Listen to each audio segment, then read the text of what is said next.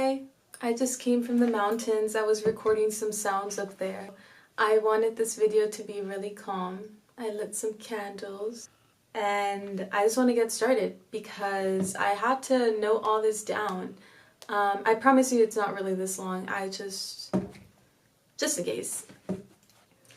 This is how to stop reacting as a previously incredibly reactive person. There is endless situations in which humans find themselves in that they are either A, in the middle of the consequence from a reaction, or B, the beginning of something that'll lead to a reaction that'll in turn lead to the consequence that they're currently sitting in. I used to be so reactive as a child to the point where it was like an inside joke in my family to not piss me off because I could say some very hurtful things.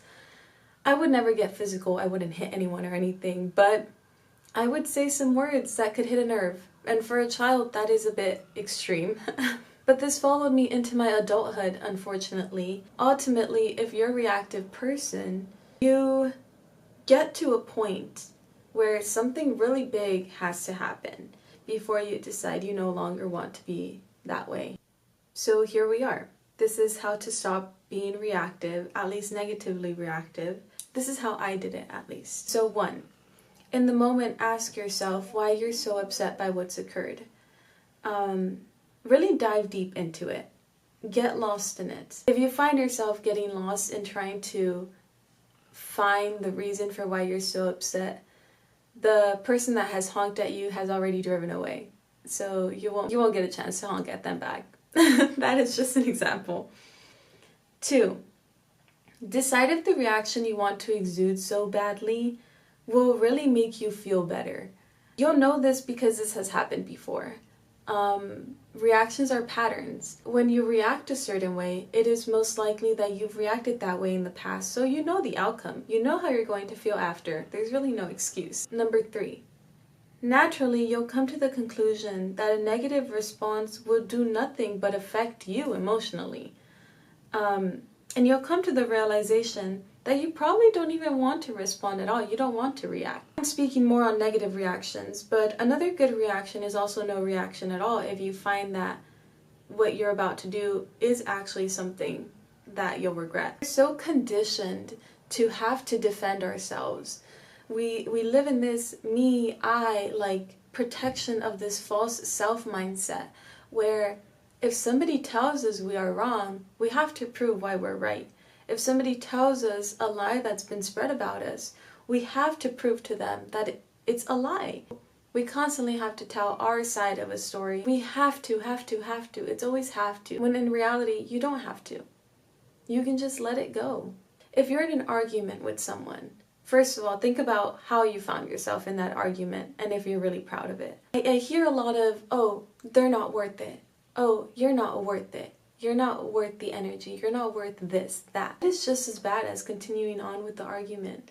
Saying that someone isn't worth it is not nice. It is mean. And there is no bigger person, and therefore there is no need to say that someone isn't worth the argument. If that makes any sense. This is so particular to an entire conversation on its own about the ego. But I just thought I would include that snippet of telling someone that they're not worth the energy or calling yourself the bigger person or whatever it may be. That is a negative reaction on its own that is hidden behind pride and ego. Yeah, but let's carry on. Eventually, you'll ask yourself the questions on why would I need to react? What am I defending? Who am I trying to convince? All those really good questions. Think about it in this way. There is an external action that causes a domino effect. The action occurs, the thoughts begin, the emotions arise, and from there you get to decide how you want to react. You're in full control every step of the way. I did not come to this realization on my own. I've been to therapy. I've done the work. I've spent a lot of time in silence, but I know not everyone has the privilege of going to therapy. So I wanted to talk about the 3 minds that I learned in therapy. The three minds are reasonable mind, emotional mind, and wise mind. Reasonable mind would be the facts, only facts, okay? Emotional mind will obviously be the reactive mind, the one that wants to speak out, hurt feelings, whatever it may be, get even. The wise mind would be the perfectly nice in the middle response that we are seeking. The neutral one, the balanced one, the one that sees all perspectives for what they truly are, and the one that doesn't go around screaming at people or too caught up in reason either. It is a nice balance.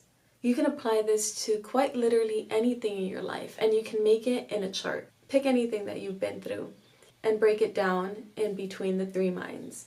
Come to the conclusion that you want to come to. Write it underneath the wise mind.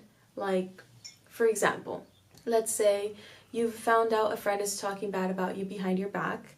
The reasonable mind will not justify it, but will definitely try to understand what's something you could have potentially have done that has caused the friend to talk bad about you. The emotional mind will become really hurt, really reactive, probably go up to the friend, tell them this, that, whatever, and probably end the friendship.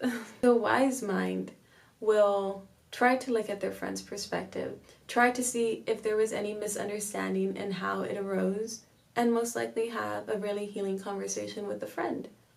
I know oftentimes it's not easy to react in a positive way. I know especially when you're caught up in the moment, you have to have this reaction, you think, because you're conditioned to do so. It is understandable if you fall short sometimes. If even though you're trying to not be a reactive person anymore, you accidentally find yourself being reactive, it's fine as long as after it happens, you put pen to paper, write down why you reacted in the way that you did, or you actually ask yourself, you try to see what you could have done differently. You decide how you're going to react next time and how it's going to be better. The last thing that anyone should do when trying to fix old habits is judge yourself when you make the same mistakes that your past self would make. It helps no one. I hope you realize that when you decide to stop reacting, it's almost as if the entire world just falls quiet. Your mind, everything. And it's just you. There's no built-up anger. There is no, I should have reacted this way. There is no living in the past. There is just now. And the peace of now. I hope you enjoyed this. I hoped it helped even a little bit. I hope you enjoyed the calming candles in the back. Bye.